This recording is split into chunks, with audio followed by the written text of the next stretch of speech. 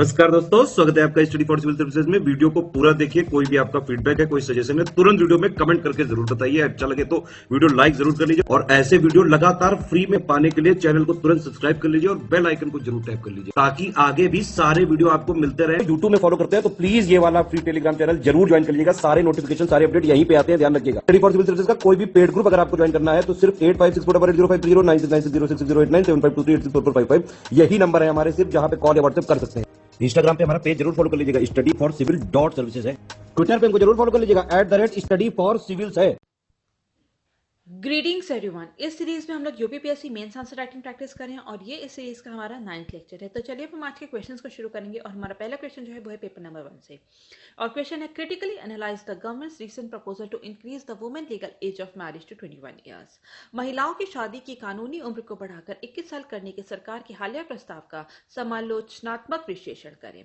ठीक है, तो ये जो पूरा जो बिल है ये चाइल्ड मैरिज बिल जो 2006 था उसमें इसमें अमेंडमेंट लेकर के आया गया है और इसमें जो है बोला गया है कि जो है यहाँ पर महिलाओं की जो शादी की उम्र है, लीगल मैरिज एज जो है उसको 18 साल से बढ़ाकर कितने साल कर देना है, वो 21 साल कर देना है। ठीक है, तो ये जो पूरा बिल है ये किसके रिकमेंडेशन पर लेकर के आया गया है? जो ministry of women and child development है उन्होंने एक समिति का गठन किया था जून 2020 में। ठीक है, और इस वो रिकमेंडेशन जो थी वो जया जेटली कमेटी की जो रिकमेंडेशन है उसी की बेसिस पे इस पूरे बिल को लेकर के आया गया है, चाइल्ड मैरिज अमेंडमेंट बिल 2021। ठीक है, तो इसमें होगा क्या, ये महिलाओं के लिए कानूनी विवाह की आयु को 18 साल से बढ़ाकर 21 साल करने का प्रयास करता है और ये जो पूरा लॉ है ये देश की सभी समुदायों, सभी कम्युनिटी पर जो है लागू होगा। तो यहाँ पर ऐसा देखा गया है कि अगर कोई भी, जैसे बहुत सारे जो है अलग अलग कम्युनिटीज़ के अलग अलग अपने एक्ट्स हैं, जैसे कि इंडियन क्रिश्चियन मैरिज एक्ट है, Parsi marriage and divorce act है, मुस्लिम पर्सनल लॉ शरीयत एप्लीकेशन एक्ट है, स्पेशल मैरिज एक्ट है, हिंदू मैरिज एक्ट है, फॉरेन मैरिज एक्ट है। ठीक है, तो ये जितने भी एक्ट हैं जिनके भी मतलब हर कम्युनिटी के अगर अलग अलग एक्ट है तो यहाँ पर जो है उनको एक साथ कंसिस्टेंसी इसमें देखी जाएगी और यहाँ पर जो है ये सभी समुदायों पर जो है वो उसको लागू किया जाएगा। ठीक है, तो यहाँ पर अब हम देखेंगे कि आखिर जो है इसकी हिस्ट्री क्या है। तो हिस्ट्री में अगर हम देखें तो सबसे पहले जो है शारदा एक्ट लेकर के आया गया था 1929 में, जिसमें कि जो है गर्ल्स की जो मैरिज एज है उसको बढ़ाकर कितना कर दिया गया था, वो 14 साल का कर दिया गया था और बॉयज की जो मैरिज एज है उसको बढ़ा के जो है 18 साल का कर दिया गया था। इसके बाद हम देखते हैं 1978। ठीक है, 1978 में जो है लॉ को इसको अमेंड किया गया और यहाँ पर जो है गर्ल्स की मिनिमम एज जो है शादी के लिए उसको 18 ईयर्स कर दी गई थी और बॉयज़ की मिनिमम एज जो है वो 21 ईयर्स कर दी गई थी। फिर इसके बाद हम देखते हैं prohibition of child marriage act जो है 2006 में लेकर के आया गया था, जो कि चाइल्ड मैरिजेस पे जो है उसको जो है इलीगल बनाता है केवल तभी जबकि जो है माइनर्स जो हैं वो अगर वो कहें कि हमें जो है इस शादी में नहीं रहना है। तो यहाँ पर जो है 2006 में जो है prohibition of child marriage act लेकर के आया गया था, लेकिन इसमें जो मैरिज एज थी वो जो है यही बरकरार रखी गई थी। वुमेन की जो एज थी वो 18 ईयर्स थी और मेल के लिए जो है 21 ईयर्स थी। अब जो है 2021 में जो है इसमें फिर से अमेंडमेंट किया गया है 2006 वाले बिल में और यहाँ पे जो है महिलाओं की और जो पुरुषों की जो विवाह की योग्य की जो आयु है उसमें एकरूपता लाने की कोशिश की गई है, उसमें एक यूनिफॉर्मिटी लेके आने की कोशिश की गई है और वुमेन और मेन दोनों की एज को जो है 21 ईयर्स जो है वो रख दिया गया है। तो यहाँ पे जितनी भी अलग अलग जैसे कम्युनिटीज़ होती हैं उनके अलग अलग जैसे लॉज होते हैं। ठीक है, जैसे कि फॉर एग्जांपल अगर हम बात करें इंडिया की ही, ठीक है, तो इंडिया में जो है 18 साल के वर्ष के आयु के ऊपर जितने भी लोग होते हैं उन्हीं को जो है मेजर माना जाता है इंडियन मेजोरिटी एक्ट 1875 के बाद से। ठीक है, इसके बाद हम देखते हैं हिंदू मैरिज एक्ट 1955 है, जिसने की जो ब्राइड की जो मिनिमम एज है वो 18 ईयर्स रखी गई थी और ग्रूम की जो मिनिमम एज है वो कितनी रखी गई थी, वो 21 ईयर्स रखी गई थी। ठीक है, चाइल्ड मैरिजेस जो है वो इलीगल नहीं था इसमें, लेकिन उसको जो है नल एंड वॉइड डिक्लेयर किया जा सकता है अगर जो माइनर है इस मैरिज में है अगर वो उनकी रिक्वेस्ट पे। इसके बाद जैसे कि हम लोग देखते हैं इस्लाम में, ठीक है, मुस्लिम्स में क्या होता है, अगर कोई भी माइनर जो होता है अगर वो अपनी प्यूबर्टी को हिट करता है उसके बाद अगर उसकी शादी होती है तो उसे जो है उसे वैलिड कंसिडर किया जाता है। ठीक है, उनके पर्सनल लॉ के हिसाब से। स्पेशल मैरिज एक्ट है 1954 है, prohibition of child marriage act है 2006 है। इन सभी में जो है 18 ईयर्स जो है वुमेन की एज रखी गई थी और 21 ईयर्स जो है वो मेल की एज रखी गई थी, मिनिमम मैरिज एज। ठीक है, इसके बाद हम देखेंगे कि आखिर इसका रैशनल क्या है, इसमें तर्क क्या क्या दिया गया है। सबसे पहले क्या है, सबसे पहले है वुमेन एम्पावरमेंट। वुमेन एम्पावरमेंट के लिए बहुत ही ज़्यादा ज़रूरी है, ठीक है।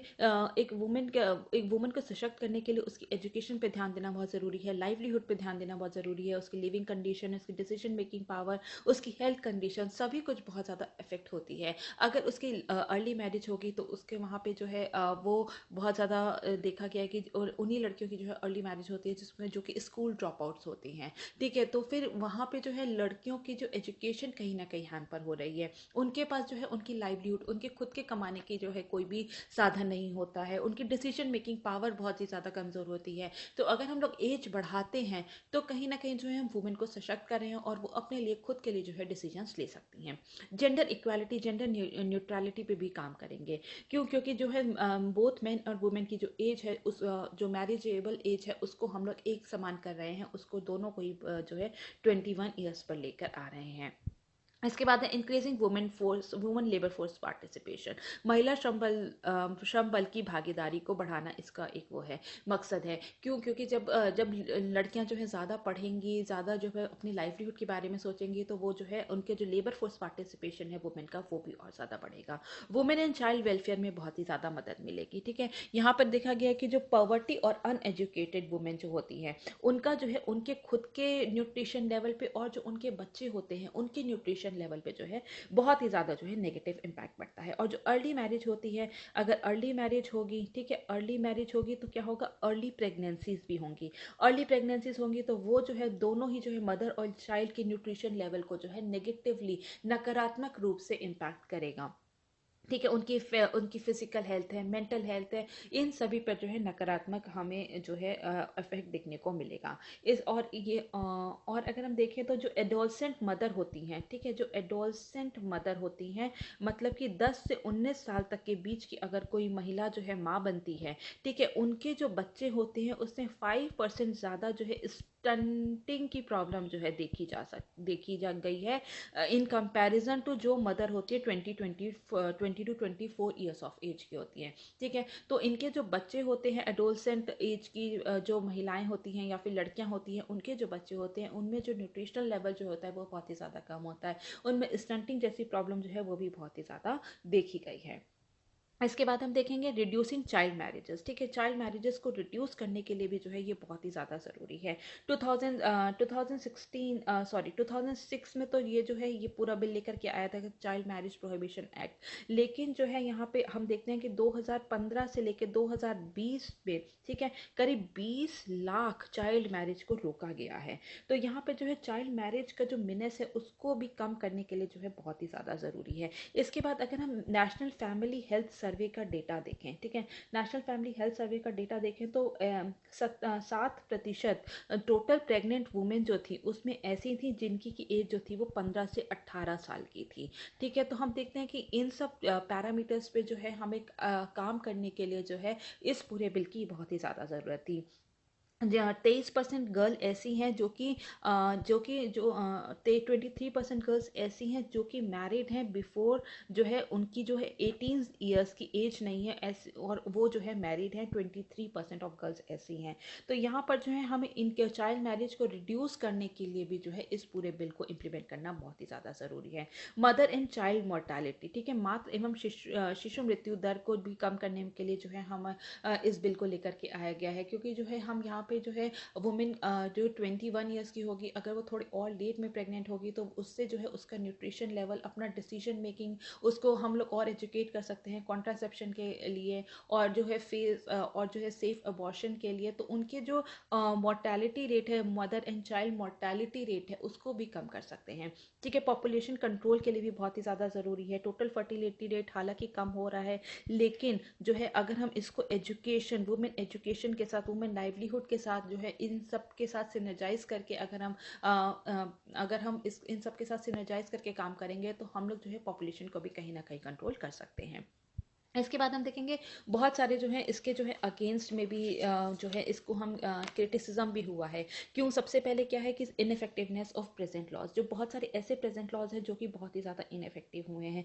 जैसे कि हम बात करते हैं कि ठीक है, जो कि ऐसा लॉ जो कि चाइल्ड मैरिज को प्रिवेंट करता है, वो कहीं ना कहीं जो है वो बहुत अच्छे से इम्प्लीमेंट नहीं हो रहा है। चाइल्ड मैरिज जो है डिक्लाइन जो है वो चाइल्ड मैरिज जो है डिक्लाइन तो हुई है, लेकिन बहुत ही ज़्यादा उसमें हमें जो है प्रोग्रेस दिखती नहीं है। अगर हम NFHS 5, ठीक है, नेशनल फैमिली हेल्थ सर्वे 5 का अगर हम डेटा को देखें तो 2015 से लेके 2016 में ठीक है 27% चाइल्ड मैरिजेस थी, और 2019-20 में जो है ये कम होके केवल 23% ही हुई हैं। तो हम उसमें बहुत ही ज़्यादा जो है गिरावट नहीं देखते हैं।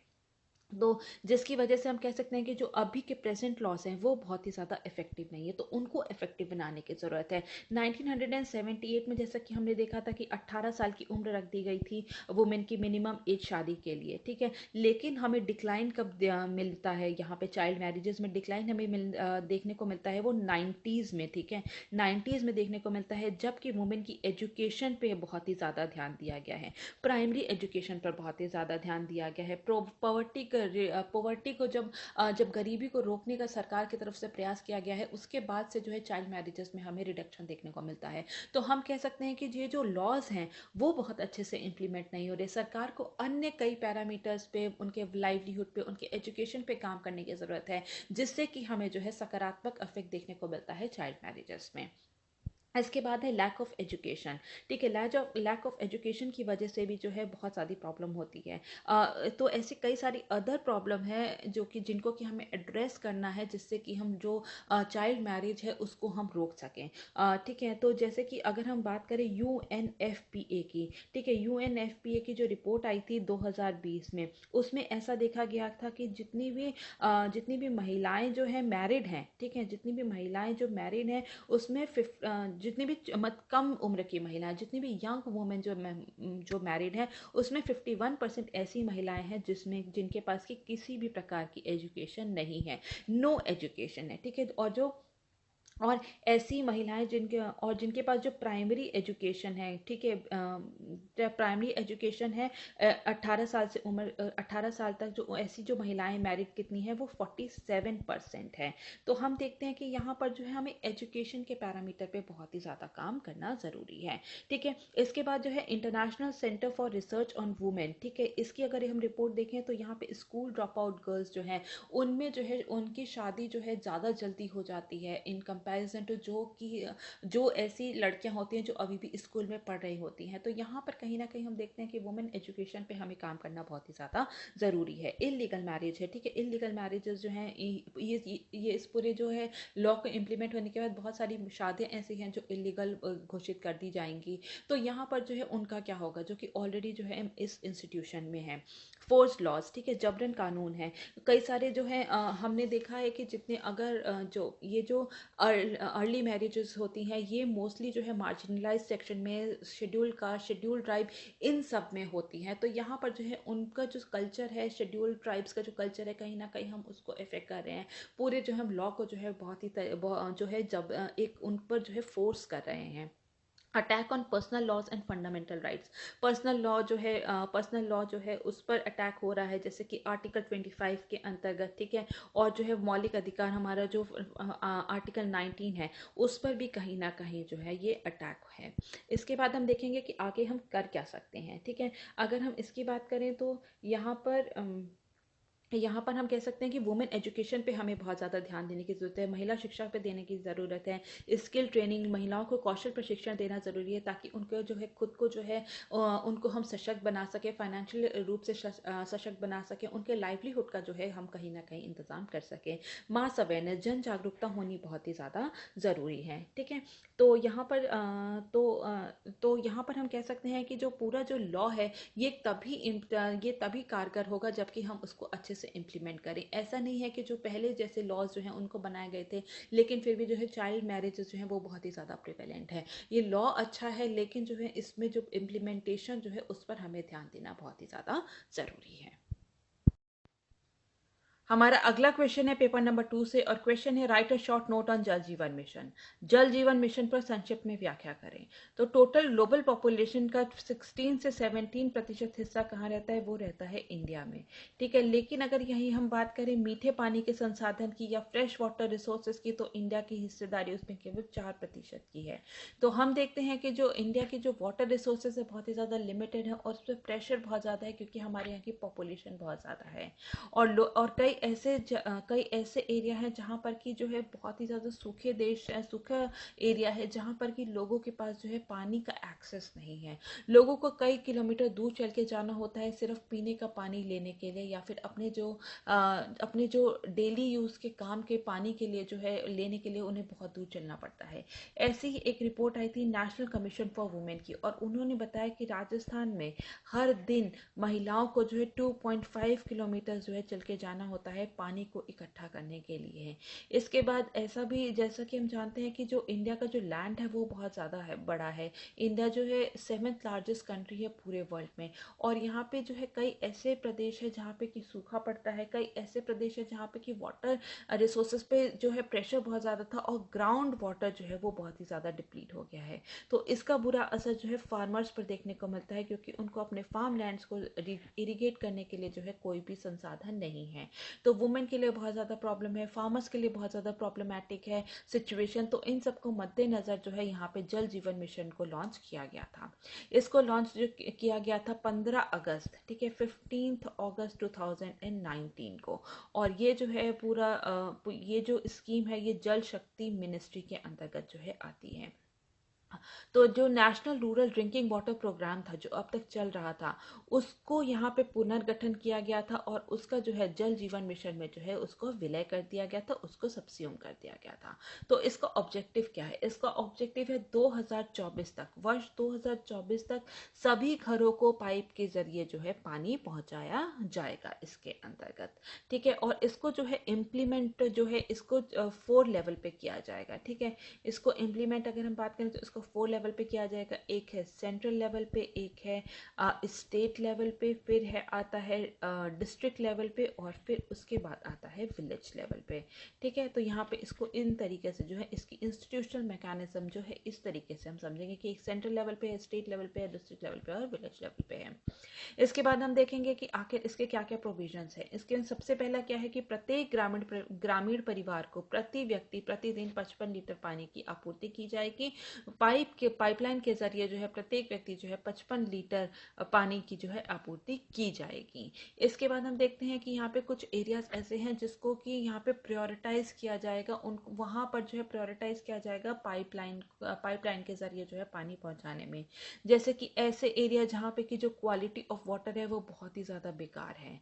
ठीक है, ऐसे एरिया जो कि ड्रॉट प्रोन है जहाँ पे बहुत ही ज़्यादा सूखा पड़ सकता है या फिर जहाँ पे अभी भी बहुत ज़्यादा डेजर्ट है, ठीक है, रेगिस्तानी क्षेत्र है, उन सभी एरिया को प्रायोरिटाइज किया जाएगा। वहाँ पर जो है पहले पाइपलाइन की सुविधा जो है दी जाएगी।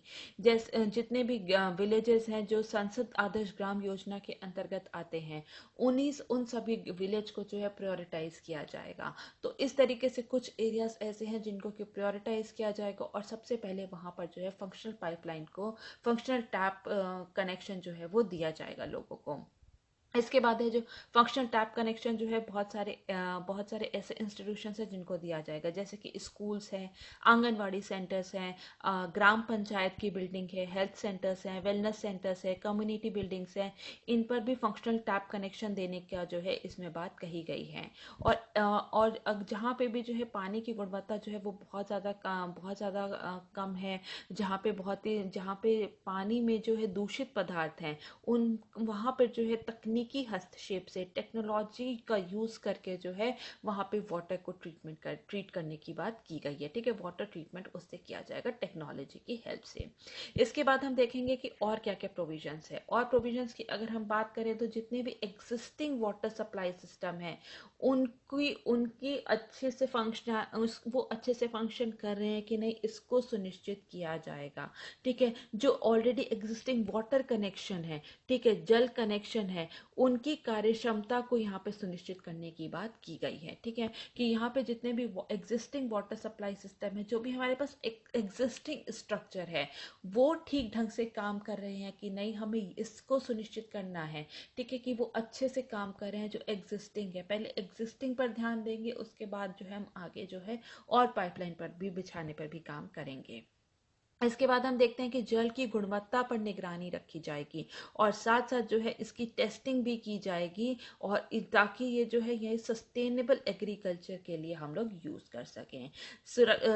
सुरक्षित जल का संयुक्त उपयोग किया जाएगा, ताकि ज़्यादा से ज़्यादा लोगों को जो है साफ जल जो है वो साफ जल जो है उसकी आपूर्ति की जा सके। ऐसा इसमें कहा गया है कि जो कम्युनिटी स्पेसेस हैं, ठीक है, जो कम्युनिटी स्पेसेस है वहाँ पर भी जो है एक फंक्शनल टैप लगाया जाएगा, ताकि ज़्यादा से ज़्यादा लोगों को जो है पानी मिल सके। ड्रिंकिंग वाटर सोर्स ऑगमेंटेशन, पेयजल स्रोत में वृद्धि की जाएगी। ठीक है, वाटर ट्रीटमेंट किया जाएगा, पेयजल का जो स्रोत है, सोर्सेस हैं, उसमें वृद्धि और की जाएगी। Drinking water supply system, grey water treatment and it's reuse. ठीक है, ड्रिंकिंग पेयजल आपूर्ति प्रणाली को सेटअप किया जाएगा। ग्रे वाटर ट्रीटमेंट का जहाँ पे भी गंदा पानी आता है, ठीक है, गंदा पानी जो आता है उसको जो है उसको ट्रीटमेंट करके उसको रीयूज के लिए जो है उसको बनाया जाएगा, ताकि लोगों को एक साफ जल जो है उसकी आपूर्ति की जा सके, वो सप्लाई किया जा सके। इसके बाद हम देखेंगे कि और भी बहुत सारे इसमें फोकस एरियाज हैं, जैसे कि focus on integrated demand and supply side management of water at the local level. ठीक है, स्थानीय स्तर पर पानी की एकीकृत मांग और आपूर्ति पक्ष प्रबंधन पर ध्यान केंद्रित किया जाएगा। इसके बाद हम देखेंगे कि जो है कुछ स्थानीय बुनियादी ढांचे का निर्माण भी होगा, इंफ्रास्ट्रक्चर डेवलपमेंट होगा, जैसे कि एग्रीकल्चर यूज के लिए जो है रेन वाटर हार्वेस्टिंग का इसमें जो है हार्वेस्टिंग को जो है सेटअप किया जाएगा। ग्राउंड वाटर रिचार्ज पे जो है यहाँ पे फोकस किया जाएगा। Treatment of waste household water, ठीक है, घर से जितना भी वेस्ट पानी जाता है उसके ट्रीटमेंट पर ध्यान दिया जाएगा। तो इस तरीके से जो है हमें इंफ्रास्ट्रक्चर को क्रिएट करना है लोकल लेवल पे, ताकि जो है लोगों को साफ पानी जो है वो मिल सके। इसके बाद हम देखेंगे फंक्शनैलिटी ऑफ टैप कनेक्शन, देखेंगे जितने भी टैप कनेक्शन है उसकी जो फंक्शन कर रहे हैं कि नहीं, और इसमें मॉनिटर करना भी जो है इस पे बहुत बड़ा मॉनिटर पे भी, ठीक है, मॉनिटर करने पे भी जो है इसमें बहुत ही बड़ा जो है फोकस किया जाएगा। इसके साथ साथ जो है यहाँ पर जो है एक वॉलंटरी ओनरशिप देखी जाएगी इसमें, कि जो जितने भी लोग हैं वो खुद से जो है वॉलंटियर करें और इस पूरे जो योजना है उसमें कंट्रीब्यूट करें।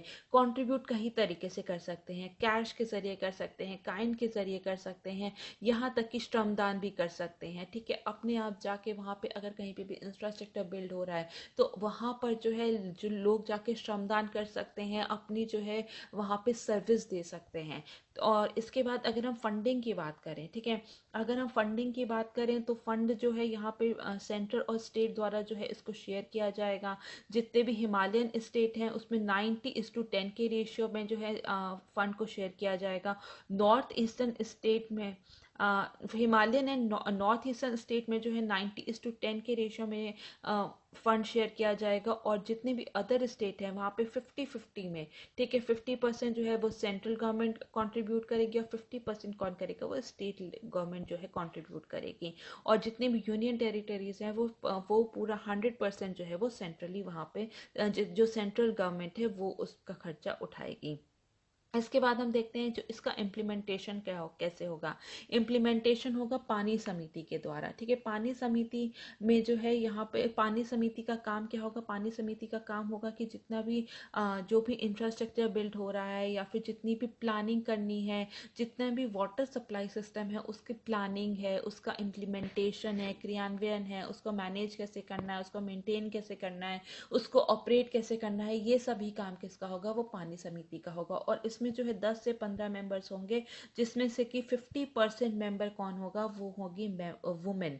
ठीक है, इसमें 50% जो मेंबर्स होंगी वो वुमेन होंगी। वुमेन जो है जैसे कि जो आशा वर्कर्स होती हैं, जो सेल्फ हेल्प ग्रुप्स हैं और जो आंगनबाड़ी की टीचर्स हैं, इन सबको जो है इस पानी समिति का जो है वो मेंबर बनाया जाएगा। इसके बाद हम देखते हैं कि जो योजना और ये जो भी प्लान बनाया जाएगा इनके द्वारा, ठीक है, पानी समिति के द्वारा जो भी प्लान बनाया जाएगा उसको इम्प्लीमेंट करने के पहले जो है ग्राम सभा से जो है अप्रूवल लेनी ज़रूरी है। ठीक है, मैंडेटरी है कि ग्राम सभा द्वारा पहले जो है उसको अप्रूवल हो, उसी के बाद जो है वो प्लान जो है इम्प्लीमेंट किया जाएगा। इसके बाद हम देखेंगे कि आखिर जो है कौन को अभी क्या प्रोग्रेस हुआ है। इसमें प्रोग्रेस की अगर हम बात करें तो अभी तक जो है 76% स्कूल्स में और 67.5% आंगनबाड़ी में जो है वहाँ पे टैप वाटर सप्लाई जो है वो पहुँचाई जा चुकी है। अगर हाउस होल्ड लेवल पे बात करें तो 41.14% जो हाउस होल्ड है वहाँ पर उनको जो है वाटर सप्लाई से कनेक्ट, टैप वाटर से कनेक्ट कर दिया गया है, मतलब कि पाइपलाइन से कनेक्ट कर दिया गया है। कुछ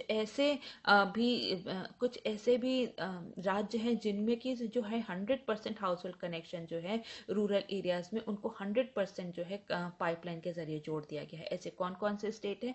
गोवा है, तेलंगाना है, अंडमान एंड निकोबार आइलैंड है, पुडुचेरी है। यहाँ के जितने भी ग्रामीण क्षेत्र हैं वहाँ पे सभी जितने भी हाउस होल्ड हैं, जितने भी घर हैं, उनको पाइपलाइन के जरिए जो है जोड़ दिया गया है।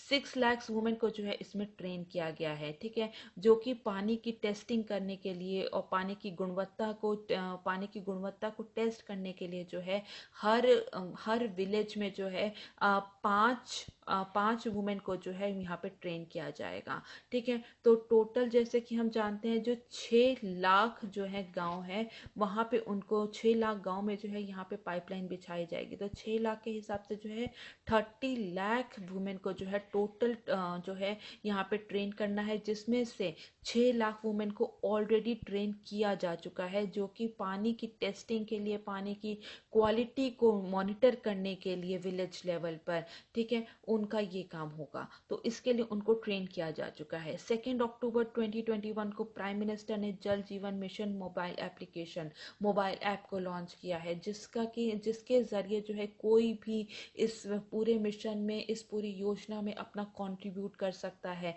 ठीक है, वो ऑनलाइन ही जो है अपना कैश कंट्रीब्यूट कर सकता है। आप भी उसमें जो है फंड दे सकते हैं ताकि जो है लोगों को जो है स्वच्छ पानी जो है पाइपलाइन के जरिए पहुंचाया जा सके।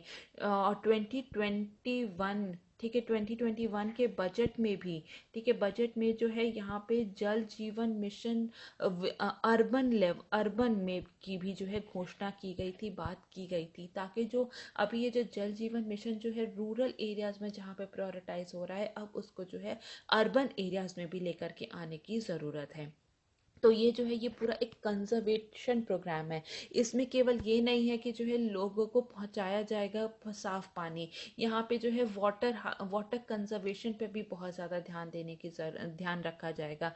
जैसे कि हमने बात की थी, रेन वाटर हार्वेस्टिंग है, ग्राउंड वाटर रिचार्ज है, इन सब पर भी बहुत ज़्यादा ध्यान दिया जाएगा। ठीक है, और अगर हम बात करें इसकी पूरी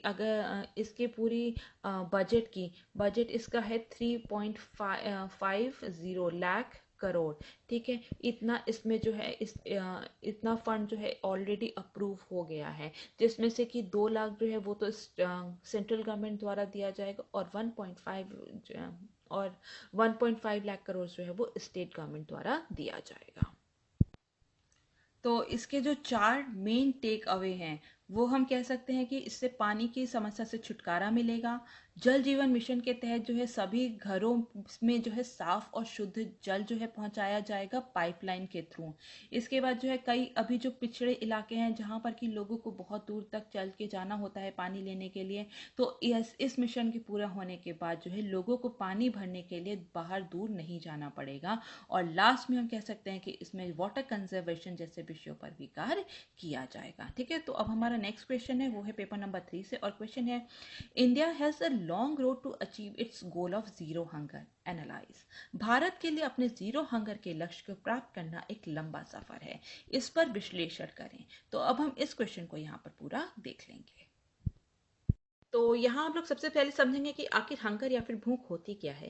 हंगर या फिर भूख एक ऐसी स्थिति होती है जब किसी इंडिविजुअल के पास, ठीक है, इंडिविजुअल के पास एक उसकी कैपेसिटी नहीं होती कि वो फूड को जो है खरीद सके, वो खा सके एक लिमिटेड पीरियड ऑफ टाइम के लिए, कि स्पेसिफिक पीरियड ऑफ टाइम के लिए। और वो फिजिकल इनेबल हो सकता है, वो फाइनेंशियली इनेबल हो सकता है, उसके पास पैसे नहीं है या फिर उसके पास फिजिकल एबिलिटी नहीं है कि वो खाना खा सके, ठीक है। तो जिसकी वजह से जो है उसको जो है उसकी प्रॉपर जो है न्यूट्रिशनल डाइट, उसकी बॉडी को जो है पोषक तत्व उस नहीं मिलते, उसकी जो कैलोरी इनटेक जो होता है वो भी कम हो जाता है, तो हम उसको हंगर कहते हैं।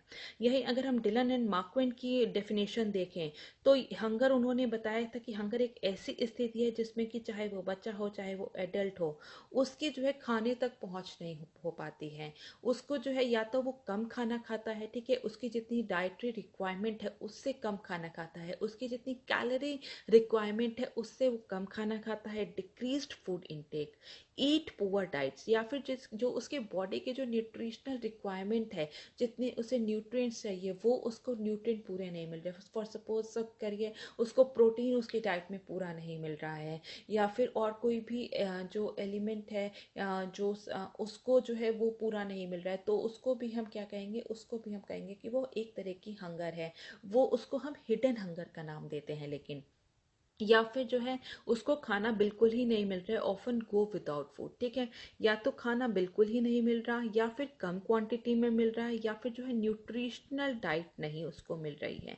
तो उन्होंने ये 3 कंडीशन बताई थी, तो ऐसी तीनों कंडीशन को ही हम लोग हंगर का नाम देते हैं। और इंडिया में जो है हम देखते हैं कि सबसे ज़्यादा अंडर नरिश पॉपुलेशन है वर्ल्ड में, ठीक है। इंडिया की करीब 14% पॉपुलेशन ऐसी है जो कि कुपोषण का शिकार है, ठीक है, जो कि कुपोषित है।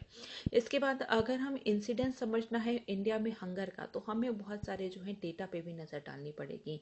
तो सबसे पहले हम लोग देखेंगे ग्लोबल हंगर इंडेक्स पे, ठीक है। ग्लोबल हंगर इंडेक्स अगर हम देखते हैं तो इंडिया की अभी हाल ही में जो रिलीज हुआ है तो इसमें इंडिया की रैंक कितनी है, वो है 101। और 2020 में जो थी इसकी रैंक कितनी थी इंडिया की, वो थी 94। तो हम लोग देखते हैं कि यहाँ पे इंडिया जो है उसका प्रदर्शन जो है वो और बेकार हो रहा है। और यहाँ पे जो है इंडिया को जो है सीरियस कैटेगरी में रखा गया है, गंभीर श्रेणी में रखा गया है, ठीक है। और इंडिया जो है अपनी नेबरिंग कंट्री के, ठीक है, जो आसपास के जो पड़ोसी देश हैं उससे भी पीछे हैं, उससे भी खराब प्रदर्शन इंडिया का रहा है। फॉर एग्जांपल पाकिस्तान का जो रैंक है वो 92nd है, नेपाल और बांग्लादेश की जो रैंक है वो 76 है, और इंडिया की रैंक जो है वो 101 है। तो हम देखते हैं कि इंडिया का प्रदर्शन जो है वो बहुत ही ज़्यादा बेकार रहा है ग्लोबल हंगर इंडेक्स में। तो ग्लोबल हंगर इंडेक्स जो है इसमें 4 पैरामीटर्स को लिया जाता है, 4 पैरामीटर को लिया जाता है। सबसे पहले हम बात करेंगे अंडर नरिशमेंट की, ठीक है। अंडर नरिशमेंट क्या होता है, अंडर नरिशमेंट में जो है इंडिया की जो पॉपुलेशन है वर्ष 2018 से 2020 तक, ठीक है, उसमें से जो है इंडिया की 15.3% पॉपुलेशन ऐसी थी जो कि अंडर नरिश थी, ठीक है, मतलब कि कुपोषित थी। इसके बाद हम देखेंगे चाइल्ड स्टंटिंग, ठीक है, चाइल्ड स्टंटिंग। तो चाइल्ड स्टंटिंग एक ऐसी कंडीशन होती है जिसमें कि बच्चे की जो है हाइट जो है कम होती है उसके एज की तुलना में, ठीक है, उसकी एज पे जितनी हाइट होनी चाहिए उससे वो कम होती है, तो हम उसको चाइल्ड स्टंटिंग कहते हैं। और इंडिया में अगर हम देखें तो 34.7 बच्चे ऐसे हैं अंडर 5 ईयर्स ऑफ एज जो कि स्टंटेड है, जिनकी उनकी एज के हिसाब से जो है उनकी हाइट जो है वो बहुत ज़्यादा कम है। चाइल्ड वेस्टिंग की बात करेंगे, ठीक है, चाइल्ड वेस्टिंग ऐसे होते हैं कि उनकी जो है उनका जो है उनकी हाइट के हिसाब से उनका जो वेट होता है वो कम होता है। तो इंडिया में ऐसे 17.3 बच्चे हैं अंडर 5 ईयर्स ऑफ एज जो कि जिनकी की हाइट जो है उनकी हाइट के हिसाब से उनका वेट जो है वो बहुत ज़्यादा कम है। इसके बाद हम चाइल्ड मोर्टालिटी की बात करेंगे तो अंडर 5 मोर्टालिटी रेट कितना है, वो 3.4% था 2019 में। तो हम देखते हैं कि जितने भी ये पैरामीटर्स हैं, इंडिकेटर्स हैं, इसमें दिखा रहे हैं कि इंडिया में जो है हंगर की या फिर मैल नरिशमेंट की बहुत ही ज़्यादा प्रॉब्लम है। इसके बाद अगर हम एक और रिपोर्ट की बात करें जो कि हाल ही में रिलीज हुई थी नवंबर में, तो ग्लोबल न्यूट्रिशन रिपोर्ट, ठीक है, 2021 में, जो कि इफ्प्री द्वारा जो है इसको जो है लॉन्च किया जाता है। तो यहाँ पर क्या है कि इंडिया ने कोई भी प्रोग्रेस जो है वो नहीं शो की है एनीमिया को मिटाने में या फिर चाइल्डहुड वेस्टिंग को मिटाने में। वेस्टिंग, चाइल्डहुड वेस्टिंग क्या थी कि जो है उनका वेट जो होता है कम होता है उनकी हाइट के अकॉर्डिंग, ठीक है। तो यहाँ पे इंडिया ने कोई भी जो है इम्प्रूवमेंट नहीं शो किया है। तो अगर हम इसकी मेजर फाइंडिंग्स की बात करें तो पहले, सबसे पहले हम एनीमिया की बात करते हैं। तो इसमें इस रिपोर्ट में बोला गया है कि 50% इंडिया की वुमेन ऐसी हैं 59 से 49 ईयर्स ऑफ एज की, मतलब कि जो रिप्रोडक्टिव वुमेन होती हैं उसमें 50% वुमेन ऐसी हैं जो कि जिनमें की खून की कमी है, जो कि एनीमिक है, ठीक है। 2020 में ये 53% हो गई, जो कि 2016 में 52.6% थी, ठीक है। तो थोड़ी बहुत बढ़ी है, लेकिन यहाँ पे हमने कोई भी किसी भी प्रकार की जो प्रोग्रेस है वो शो नहीं की है। इसके बाद हम देखेंगे चाइल्डहुड वेस्टिंग, ठीक है, लो वेट फॉर देयर हाइट, ठीक है।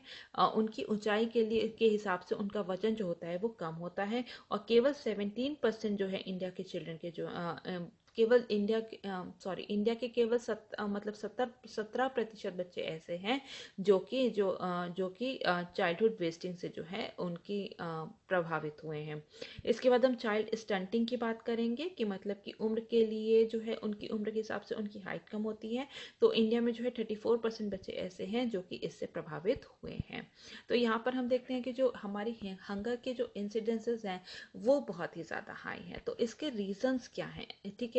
इसके रीजंस की बात करेंगे तो सबसे पहले हम अमर्त्य सेन की बात करें तो the real cause of hunger is the lack of ability to pay for food, ठीक है। क्योंकि हम भुगतान नहीं कर पाते, क्योंकि हमारे पास पैसे नहीं होते हैं, हमारे पास फाइनेंशियल रिसोर्सेज नहीं है, जिसकी वजह से जो है भूख की जो समस्या है वो बहुत ही ज़्यादा बढ़ जाती है। तो सबसे पहले इसमें क्या है, पॉवर्टी, ठीक है। इंडिया में जैसे कि हम देखते हैं गरीबी बहुत ही ज़्यादा है, इंडिया में गरीबी बहुत ज़्यादा है, और यहाँ पे जो है अनएम्प्लॉयमेंट लोगों में बहुत ज़्यादा है, इन्फ्लेशन बहुत ज़्यादा है, जिसकी वजह से लोग जो हैं वो पे नहीं कर पाते हैं अपने फूड के लिए, और जिसकी वजह से जो है हंगर की समस्या हमें देखने को मिलती है, भूख की समस्या हमें देखने को मिलती है।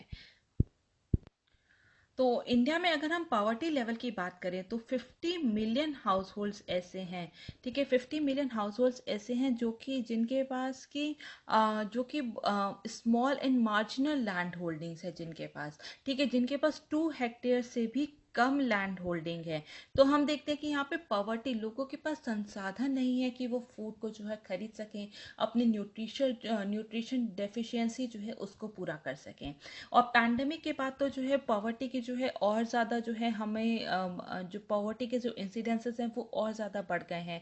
एक रिपोर्ट में ऐसा माना जा रहा है कि इंडिया में, ठीक है, इंडिया में एक साल के अंदर ड्यूरिंग दिस पैंडेमिक 60 मिलियन से बढ़कर जो है पॉवर्टी जो कितनी हो गई है, 134 मिलियन लोग जो हैं वो गरीबी रेखा के नीचे आ गए हैं। मतलब कि $2 से भी जो है पर डे से जो है पर डे से भी जो है कम उनकी आय है। तो हम देखते हैं यहाँ पे पॉवर्टी जो है वो बहुत बड़ा जो है रोल प्ले करती है लोगों की भूख में, लोगों के हंगर में, लोगों की न्यूट्रिशनल डेफिशिएंसी में, ठीक है। इसके बाद अनएम्प्लॉयमेंट, पैंडेमिक में हमने देखा है बहुत सारे लोगों की जो है जॉब भी चली गई थी। यहाँ पे इंडिया में जो है अनएम्प्लॉयमेंट लेवल जो है वो भी बहुत ज़्यादा हाई है, जिसकी वजह से भी लोगों के जो है खाने तक जो है या फिर अच्छी प्रॉपर डाइट में जो है पहुँच नहीं होती है, जिसकी वजह से जो यहाँ पे हंगर के जो इंसिडेंसेस हैं वो बहुत ही ज़्यादा हैं। इसके बाद इन्फ्लेशन है तो लोगों की परचेसिंग पावर जो है वो कम हो जाती है, जिसके कारण जो है अच्छे फूड को, प्रॉपर फूड को जो है वो अफोर्ड नहीं कर पाते हैं, ठीक है। तो यहाँ पर अगर हम देखें तो यहाँ जो इंडिया की जो इंडियन इकोनॉमी जो है वो यहाँ पर बहुत ही स्लो चल रही है, तो जिसकी वजह से जो है यहाँ पर लोगों के पास अनएम्प्लॉयमेंट नहीं है, पॉवर्टी बहुत ज़्यादा है, इन्फ्लेशन बहुत ज़्यादा है, जिसकी वजह से जो है यहाँ पर हम देखते हैं कि जो हंगर की समस्या है वो बहुत ज़्यादा बढ़ गई है। इसके बाद हम देखेंगे पॉपुलेशन, ठीक है। इंडिया की पॉपुलेशन बहुत ज़्यादा है, और यहाँ पर जो है रिसोर्सेज बहुत ज़्यादा लिमिटेड है, जिसकी वजह से जो है हंगर के इंसिडेंसेस बहुत ज़्यादा बढ़ जाते हैं। सोशल इनइक्वालिटी बहुत ज़्यादा है, ठीक है। अमीर बहुत ज़्यादा अमीर है, गरीब बहुत ज़्यादा गरीब है। तो सोशल इनइक्वालिटी की वजह से भी यहाँ पर जो है हंगर की समस्या जो है वो बहुत ही ज़्यादा है। इसके बाद अगर हम ग्लोबल हंगर इंडेक्स की बात करें, उसमें मेन रीज़न क्या माना जा रहा है कि ग्लोबल हंगर इंडेक्स का जो मेन रीज़न माना जा रहा है कि इसमें पुअर मैटरनल हेल्थ की वजह से जो है हम लोग इस इंडेक्स में जो है है बहुत खराब हमारा प्रदर्शन रहा है। अगर हम बात करें अफ्रीका में, ठीक है, अफ्रीका में जो अफ्रीका के जो बेबीज होते हैं वो जो पैदा होते हैं तो वो बहुत ही ज़्यादा हेल्दी होते हैं, लेकिन धीरे धीरे जैसे वो बड़े होते हैं तब वो मैल न्यूट्रिटेड हो जाते हैं, तब वो कुपोषित हो जाते हैं। लेकिन जो साउथ एशियन बेबीज हैं जो कि जैसे कि इंडिया में हो गए, तो यहाँ पर क्या है, यहाँ पे देखा गया है कि उनके जो है शुरुआती 6 महीने में ही उनमें वेस्टिंग वाली प्रॉब्लम जो है वो देखी गई है। और जो इनकी जो माएँ होती हैं, जो मदर्स होती हैं, या तो उम्र में बहुत छोटी हैं, या फिर जो उनकी हाइट बहुत छोटी है, वो खुद बहुत थिन है, बहुत ही पतली दुबली हैं, या फिर जो है वो खुद ही बहुत ज़्यादा अंडर नरिश्ड है, जिसके कारण जो है उनके बच्चे को जो है वहाँ पूरा न्यूट्रिशन नहीं मिल पाता है। ठीक है, वो बहुत सारी महिलाएं ऐसी हैं जब वो प्रेग्नेंट होती हैं, या फिर जो प्रेग्नेंट के दौरान, या फिर आफ्टर जब प्रेगनेंसी, जब वो बच्चे को जन्म दे देती हैं, या फिर ड्यूरिंग ब्रेस्ट फीडिंग, ठीक है, तब भी वो जो है वो बहुत ज़्यादा मेल नरिश्ड होती हैं, तो जिसकी वजह से जो है वो बच्चे जो होते हैं उनकी हेल्थ पे बुरा असर पड़ता है।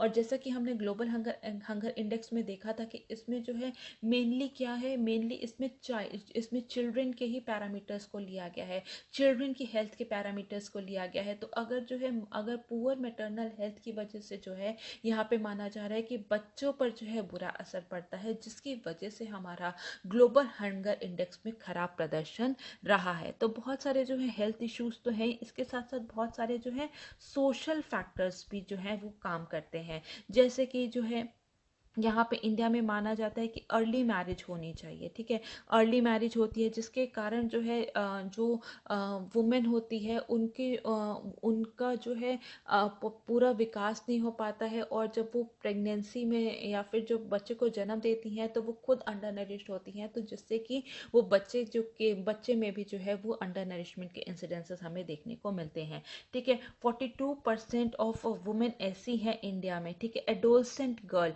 मतलब कि 15 से 19 ईयर्स तक की, जो कि जिनमें खून की कमी है, जो कि एनीमिया जिनमें कि बॉडी मास इंडेक्स जो है वो बहुत ही ज़्यादा लो है, और उसमें से 54% जो है उनमें खून की कमी है, जो कि एनीमिया से ग्रसित है। ठीक है, खून की कमी है। 27% वुमेन ऐसी हैं जिनकी शादी जो 18 साल से कम में हो जाती है, ठीक है, 18 ईयर से कम में हो जाती है। 8% ऐसी हैं जिनमें की जो है जो टीन एज में ही जो है वो कंसीव कर जाती हैं, ठीक है, चाइल्ड बियरिंग, ठीक है, अपने जो है वो पहला बच्चा जो है वो टीन एज में ही करती हैं। तो यहाँ पर हम देखते हैं कि जो वुमेन हेल्थ है हमें उस पर ध्यान देना बहुत ही ज़रूरी है। और 50% वुमेन ऐसी हैं जिनके पास की कॉन्ट्रासेप्शन तक पहुँच नहीं है, तो जिसकी वजह से अगर हम पुअर मैटरनल हेल्थ है तो यहाँ पर जो है उसका असर हम लोग बच्चों की भी हेल्थ पर देखते हैं। इसके बाद हम देखते हैं पुअर सैनिटेशन, ठीक है, कम स्वच्छता के कारण जो है वो बहुत सारे जो है जो बच्चे हैं उनमें वेस्टिंग और स्टंटिंग जैसी प्रॉब्लम देखी जाती है, जैसे कि डायरिया हो गया, ठीक है, तो ये सब प्रॉब्लम जो है पुअर सैनिटेशन की वजह से होती है, जिससे कि बच्चे जो है वो कुपोषण का शिकार होते हैं। Loss of livelihood during pandemic, ठीक है, महामारी के दौरान आजीविका का बहुत ही ज़्यादा नुकसान हुआ था, जैसे कि हम लोग जानते हैं बहुत सारे लोग जो हैं वो बेरोजगार हुए थे, उनकी जो इनकम अपॉर्चुनिटीज़ जो है वो चली गई थी।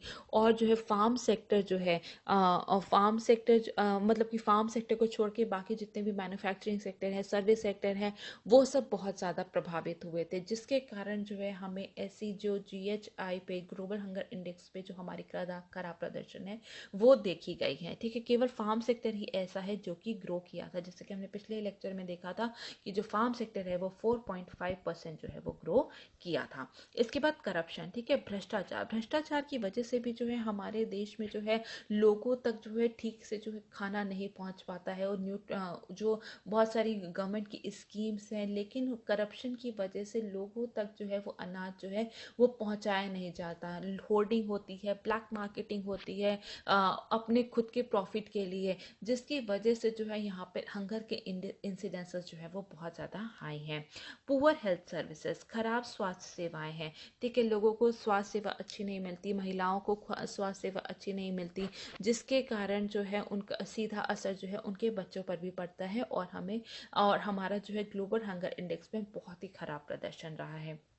पुअर लिटरेसी रेट, खराब साक्षरता दर, और यहाँ पे वुमेन की साक्षरता दर पे हमें काम करने की ज़रूरत है। क्योंकि अगर जब तक हम वुमेन को अवेयर नहीं कराएंगे, वुमेन को एजुकेट नहीं करेंगे, तब तक जो है कुछ भी मतलब कि उनको कॉन्ट्रासेप्शन के बारे में हम लोग नहीं बता सकते, उनको हम लोग न्यूट्रिशनल वैल्यू के बारे में नहीं बता सकते, कैलोरी इनटेक के बारे में नहीं बता सकते, उनको ये नहीं पता होता कि उनके बच्चों को क्या चाहिए, उनके बच्चों की क्या नीड्स हैं, रिक्वायरमेंट है।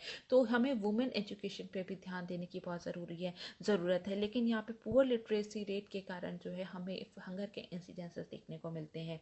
इसके बाद हम देखते हैं poor implementation of government policy, सरकारी नीतियों का भी खराब क्रियान्वयन की वजह से भी यहाँ पे हंगर के इंसिडेंसेस बहुत हाई हैं। तो यहाँ पर जो है गवर्नमेंट ने बहुत सारे इनिशिएटिव्स भी लिए हैं ताकि जो है हम लोग हंगर की प्रॉब्लम से लड़ सकें। सबसे पहले जैसा कि हम लोग बात करते हैं वो है पोषण अभियान। पोषण अभियान जो है वो किसके द्वारा जो है लाया गया था, वो लाया गया था वो ministry of women and child development के द्वारा, ठीक है, जो कि 2018 में जिसको कि लॉन्च किया गया था। और यहाँ पर जो है अंडर न्यूट्रिशन के लेवल को जो है रिड्यूस करने की बात इसमें कही थी, ताकि जो है बच्चों में जो न्यूट्रिशनल स्टेटस है, उनकी जो न्यूट्रिशनल डेफिशिएंसी है उसको कम कर सकें, और उनके जो है उनके आहार में जो है पोषण जो न्यूट्रिएंट्स हैं उसको हम लोग ऐड कर सकें। इसके बाद है मिड डे मील, ठीक है। मिड डे मील के साथ भी जो है यहाँ पर जो है बच्चों में जो है हंगर को कम करने की कोशिश की गई थी। मिड डे मील में जो है बच्चों को वहाँ पे खाना दिया जाता है स्कूल में। इसके बाद है नेशनल फूड सिक्योरिटी एक्ट, ठीक है, जो कि मिनिस्ट्री ऑफ एग्रीकल्चर द्वारा लेकर के आया गया था, ठीक है। मिनिस्ट्री एग्रीकल्चर एक्ट लेके आया गया था 2013 में, ठीक है। सॉरी, ये मिनिस्ट्री ऑफ एग्रीकल्चर के द्वारा नहीं, national food security mission ministry of agriculture के द्वारा लाया गया था, ठीक है। नेशनल फूड सिक्योरिटी एक्ट जो कि 2013 में लेकर के आया गया था, जिसमें कि 75% रूरल पॉपुलेशन को और 50% अर्बन पॉपुलेशन को जो है यहाँ पर subsidised food grain, subsidised rate पर अनाज जो है पहुँचाया जाएगा, ठीक है, through targeted public distribution system. इसके बाद है ईट राइट इंडिया प्रोग्राम, जो कि FSSAI, ठीक है, FSSAI द्वारा जो इसको जो है इम्प्लीमेंट किया जा रहा है, ताकि जितने भी लोग हैं उनको हम लोग बता सकें कि क्या खाना सही है, कि किससे जो है उनकी जो बॉडी में जो है उनके न्यूट्रिएंट्स को हम लोग पूरा कर सकते हैं। इसके बाद है मिशन इंद्रधनुष। मिशन इंद्रधनुष में जितने भी 2 साल तक के बच्चे हैं, प्रेग्नेंट वुमेन हैं, उनके इम्यूनाइजेशन पे जो है ध्यान दिया जाएगा अगेंस्ट 12 वैक्सीन, ठीक है, ऐसी डिसीजेज जो कि वैक्सीन से जो है हम लोग प्रिवेंट कर सकते हैं मिशन इंद्रधनुष में। इसके बाद है प्रधानमंत्री मातृ वंदना योजना, ठीक है। प्रधानमंत्री मातृ वंदना योजना ये एक सेंट्रली स्पॉन्सर्ड स्कीम है, जिसको कि ministry of women and child development द्वारा जो है इसको इम्प्लीमेंट किया जा रहा है, एग्जीक्यूट किया जा रहा है। और एक ये मैटर्निटी बेनिफिट प्रोग्राम है, जिसको कि 2017 में लेकर के आया गया था। इसके बाद है इंटीग्रेटेड चाइल्ड डेवलपमेंट स्कीम, जिसमें कि बच्चों को जो है फूड प्रोवाइड किया जाएगा, प्राइमरी हेल्थ केयर और इम्यूनाइजेशन पे ध्यान दिया जाएगा। यंग चिल्ड्रन, जितने भी छोटे बच्चे हैं और जितने भी जो मदर्स हैं, ठीक है, लैक्टेटिंग मदर्स जो है उनको फूड दिया जाएगा, उनकी जो है प्राइमरी हेल्थ केयर पर ध्यान दिया जाएगा। फूड फोर्टिफिकेशन होता है कि जो भी खाना होता है, जो भी अनाज होते हैं, उसमें कई प्रकार के न्यूट्रिएंट्स को ऐड करना, ठीक है, जैसे कि उसमें विटामिन को, मिनरल्स को, जैसे कि आयरन हो गया, जिंक हो गया, विटामिन ए है, विटामिन डी है, इन सबको ऐड करके जो हमारी जो न्यूट्रिशनल रिक्वायरमेंट्स है उसको पूरा किया जा सके। जैसे कि विटामिन ए है, विटामिन डी है, राइस के द्वारा, मिल्क के द्वारा, जैसे सॉल्ट के द्वारा हम लोग आयोडीन को पूरा किया जाता है, राइस के द्वारा जो है हम लोग विटामिन ए की कमी को पूरा करते हैं। तो इस तरीके से जो है फूड फोर्टिफिकेशन करके जो है यहाँ पे हमारी न्यूट्रिशनल रिक्वायरमेंट को पूरा किया जाता है। और जैसे कि हमने बात की थी कि जो हंगर का जो सबसे बड़ा कारण क्या है, वो पॉवर्टी है। तो सरकार ने बहुत सारे जो है पॉवर्टी एलिविएशन प्रोग्राम्स भी लेकर के आए थे, जैसे कि मनरेगा हो गया, नेशनल अर्बन लाइवलीहुड मिशन हो गया, प्रधानमंत्री जनधन योजना हो गया, नेशनल रूरल लाइवलीहुड मिशन है, स्किल इंडिया मिशन है, जो कि सेल्फ एम्प्लॉयमेंट पे जो है जोर देता है। तो ऐसे बहुत सारे ऐसे इनिशिएटिव्स हैं जो कि जिससे कि हम पॉवर्टी पॉवर्टी कम कर सकते हैं। अगर हम पॉवर्टी कम करेंगे तो लोगों की हम पहुंच बना सकेंगे एक न्यूट्रिशनल डाइट पे, एक प्रॉपर फूड इनटेक पर। ठीक है, इसके बाद हम देखेंगे कि आगे हम क्या क्या कर सकते हैं। आगे है सबसे पहले अगर हम बात करें तो सस्टेनेबल प्रोडक्शन इन एग्रीकल्चर। ठीक है, एग्रीकल्चर के लिए एग्रीकल्चर कृषि क्षेत्र पे हमें ध्यान देना बहुत ही ज़्यादा ज़रूरी है। ठीक है, एग्रीकल्चर क्षेत्र पे बहुत ज़्यादा ध्यान देना ज़रूरी है। और यहाँ पे जैसे कि जो प्रोडक्टिविटी है उसको बढ़ाना बहुत ही ज़्यादा ज़रूरी है। ठीक है, हमें फूड वेस्टिंग जो है, जो खाना हम लोग बर्बाद करते हैं उसको जो है वो बहुत कम करने की ज़रूरत है। ऐसा माना जा रहा है कि 1/3 फूड जितना भी हम प्रोड्यूस करते हैं वो जो है वो वेस्ट हो जाता है। फूड सिक्योरिटी स्कीम्स है उसको लेकर के आना है, खाद्य सुरक्षा योजनाएं हैं उसको लेकर के आया गया है, जिसके द्वारा अगर हम उसको ठीक से इम्प्लीमेंट करें तो जो है हम लोग हंगर जैसी जो चैलेंजेस हैं उससे हम लोग लड़ सकते हैं। एक्सेस टू न्यूट्रिशियस फूड, ठीक है, पौष्टिक भोजन तक लोगों की पहुंच होनी चाहिए। जितने जैसे कि नेशनल फूड सिक्योरिटी मिशन है, नेशनल फूड सिक्योरिटी एक्ट है, उसके अंतर्गत जो है पल्सेस को, मिलेट्स को और ऑयल सीड्स को, इन सबको ऐड करने की ज़रूरत है ताकि लोगों की न्यूट्रिशन रिक्वायरमेंट को जो है पूरा कर सकें। हमें पूरे फूड सिस्टम को जो है इम्प्रूव करने की ज़रूरत है। फूड सिस्टम क्या होता है? फूड सिस्टम होता है जिसमें कि जितने की जो फूड सप्लाईज में जितने भी पहलू होते हैं उन सबको इंक्लूड करते हैं। ठीक है, एवरी एस्पेक्ट जितने भी हैं, खाना खाने से लेके खाना उगाने तक। ठीक है, उसमें जो है जब ग्रो किया जाता है, उसको काटा जाता है किसी भी अनाज को, उसकी प्रोसेसिंग होती है, उसकी पैकेजिंग होती है, उसका ट्रांसपोर्टेशन होता है, उसकी मार्केटिंग होती है, कंज्यूम, फिर जब कंज्यूमर उसको खरीद के कंज्यूम कर लेता है, तो ये पूरी जो साइकिल है इसको हम फूड सिस्टम कहते हैं।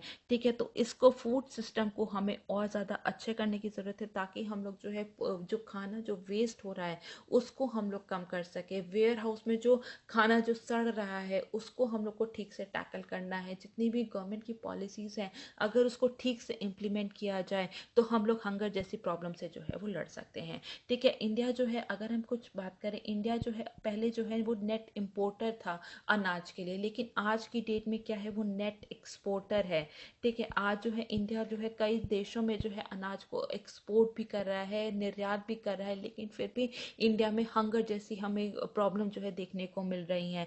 इंडिया में जो है अगर हम देखें, ठीक है, अगर हम देखें अप्रैल से लेके जून तक पीडीएस के द्वारा ड्यूरिंग पैंडेमिक 23 मिलियन टन जो है अनाज जो है उसका वितरण किया गया था। फूड राशन जो है वो 820 मिलियन लोगों तक पहुंचाया गया था अप्रैल से लेके नवंबर 2020 तक। ठीक है, स्कूल चिल्ड्रन में जो है, स्कूल चिल्ड्रन की अगर हम बात करें तो उसमें जो है 90 मिलियन बच्चों को जो है फूड राशन दिया गया था। एग्रीकल्चर में हमें एग्रीकल्चर जो है वहाँ पे हमें जो है देखते हैं कि हम उसमें बढ़ोतरी हुई है करीब 3.4% की। खरीफ क्रॉप में जो है 110 मिलियन हेक्टेयर के जो सोइंग एरिया है उसमें इंक्रीज हुआ है। तो हम लोग देखते हैं कि यहाँ पर जो है हमारे पास जो है संसाधन है, हमारे पास फूड है, लेकिन हमारी जो पॉलिसीज़ हैं उसको ठीक से इम्प्लीमेंट करने की ज़रूरत है। पूरे फूड सिस्टम को अच्छा करने की ज़रूरत है। बहुत सारे पैरामीटर्स ऐसे हैं जिसमें कि हम लोग बहुत अच्छे से काम कर रहे हैं, जैसे कि हम एग्रीकल्चर के क्षेत्र में हम लोग अच्छा काम कर रहे हैं।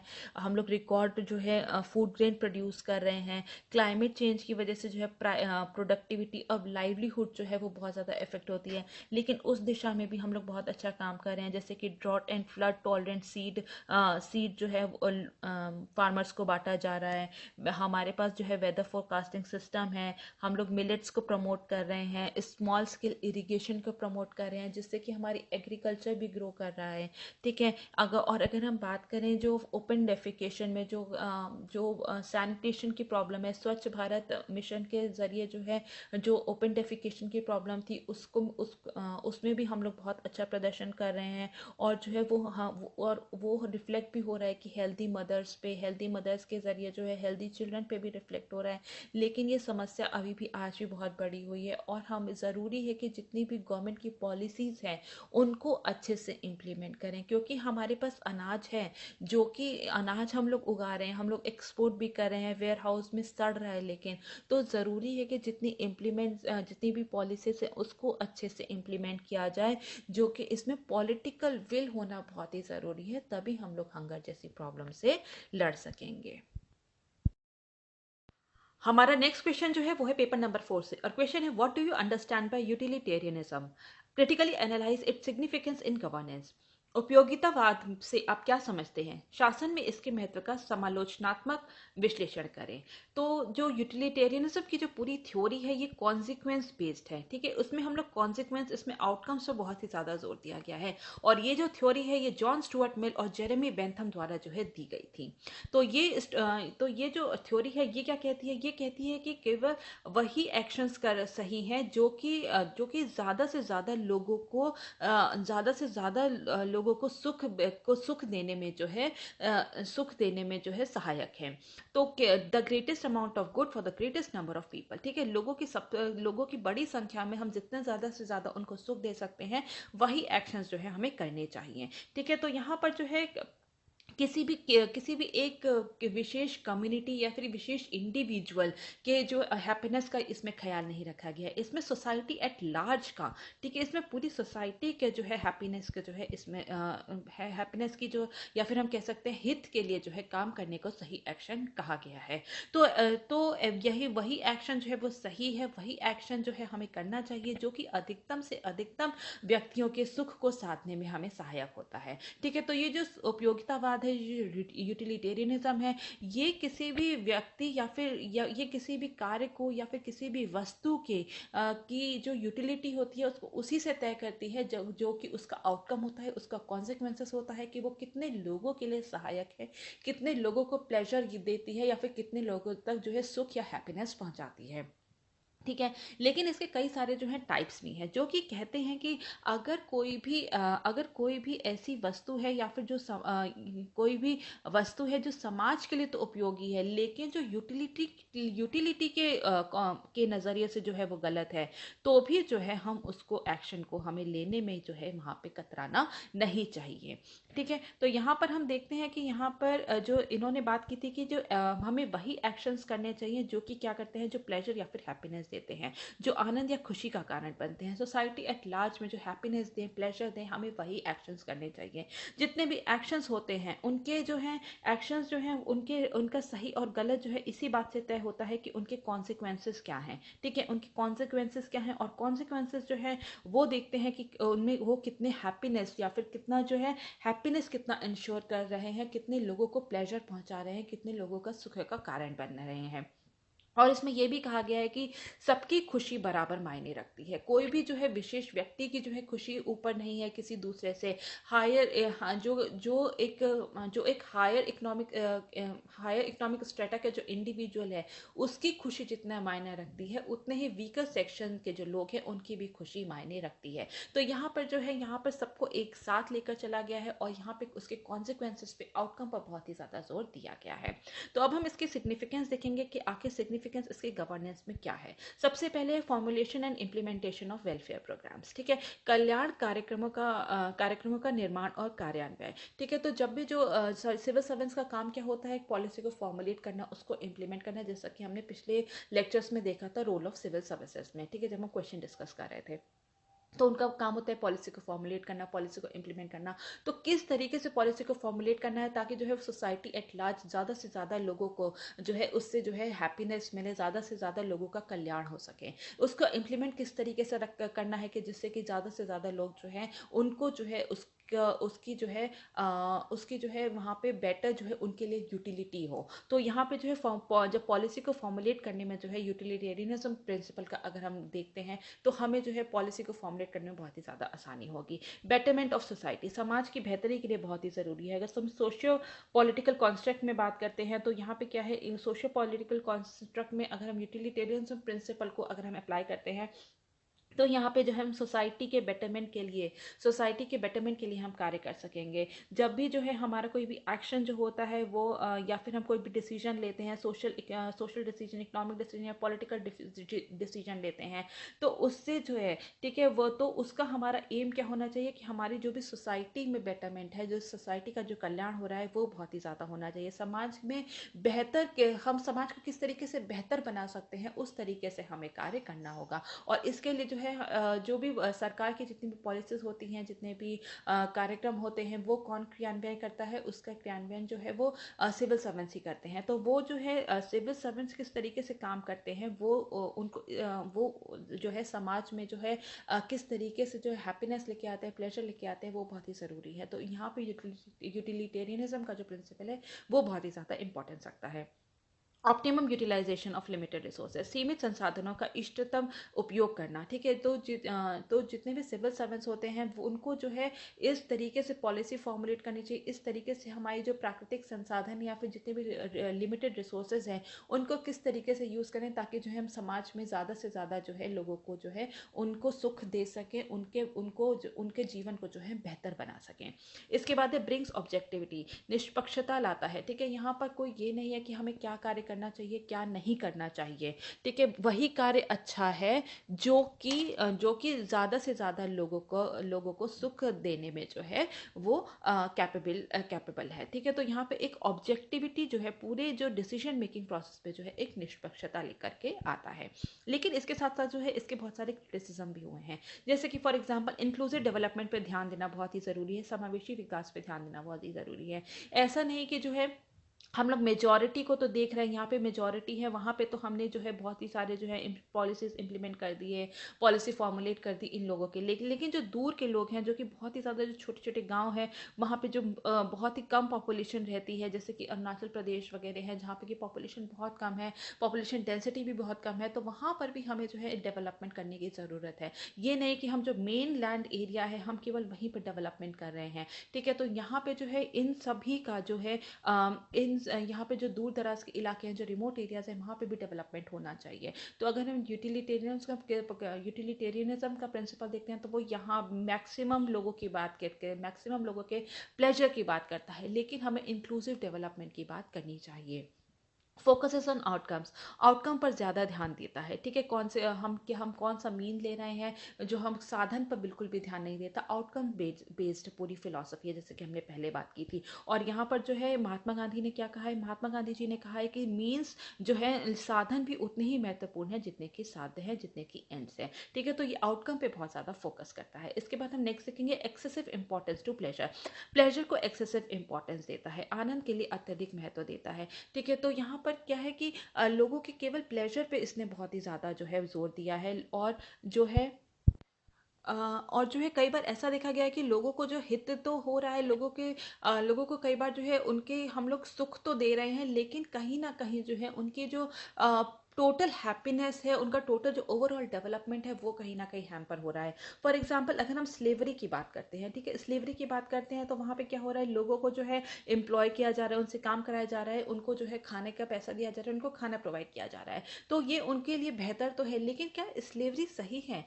स्लेवरी जो है वो सही नहीं है। तो किसी एक इंडिविजुअल के प्लेजर को बहुत ही ज़्यादा इसमें ऊपर रख के, या फिर हम कह सकते हैं कि जो स्लेवरी जैसी जो हमारे जो चीज़ें हैं उसको हम लोग अब जो है ख़त्म करना चाहिए। ठीक है, तो यहाँ पे जो है प्लेजर को बहुत ही ज़्यादा इंपॉर्टेंस दिया गया है। तो यहाँ पर हमें देखना है कि कहीं ऐसा ना हो कि कहीं किसी का हार्म हो रहा हो, कहीं किसी का जो है शोषण किया जा रहा हो, एक्सप्लॉयटेशन किया जा रहा हो प्लेजर के नाम पर।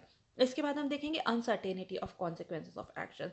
ठीक है, जितने भी कॉन्सिक्वेंसेज हो, जितने भी हम एक्शन लेते हैं उनका आउटकम क्या होगा, ये बहुत ही ज़्यादा अनसर्टेन होता है। तो हमें जो है ये आउटकम बेस्ड है, तो हम इसमें मीन्स नहीं बताता है, तो यहाँ पे हम कोई कार्य कर रहे हैं उसका क्या कॉन्सिक्वेंसेस होगा वो बहुत ही ज़्यादा अनसर्टेन रहता है।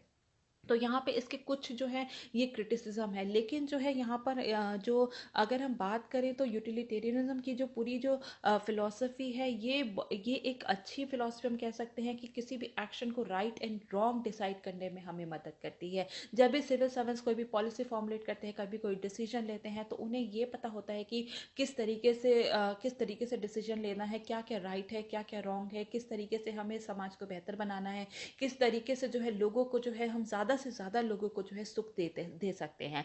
लेकिन हमें जो है कॉन्सिक्वेंसेस के साथ साथ जो हमारी जो एक्शंस है उस पर भी ध्यान देना बहुत ही ज़्यादा ज़रूरी है। ठीक है, so that is all for now. Thank you so very much. ठीक है।